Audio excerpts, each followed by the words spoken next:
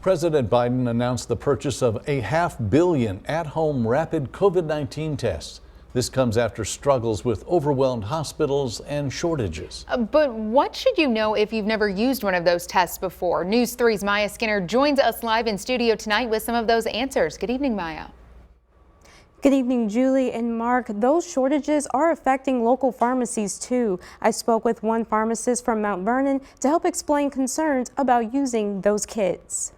Pharmacist Kim Weeder from Bird Watson Pharmacy originally predicted more purchases of at-home COVID test kits after the new year, but says demand has already increased. She says there are a few things to consider before testing yourself. The main thing that people need to remember is the timing on it. So a false negative, it depends on if you're testing because you're symptomatic or if you're testing because of potential exposure. So if you're symptomatic and you test and you get a negative, you definitely want to repeat that in a couple days just to make sure. If you test it too early, you can get those false negatives. False positives are less likely. Weeder says the shortage affected this week's order of test kits and couldn't demonstrate with one for News 3, but explained that using them is pretty simple. Pretty easy to use. You're basically going to do a nasal swab, and then it comes with like a little test tube of solution. You're putting that nasal swab in the solution.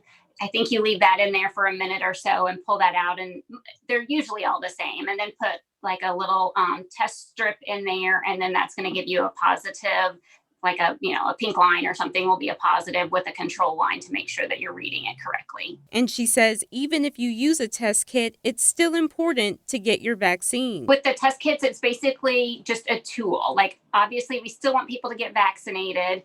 That's going to be key in keeping the virus from spreading. And President Biden says Americans won't be able to order kits online until January. Live in the studio, Maya Skinner, News 3.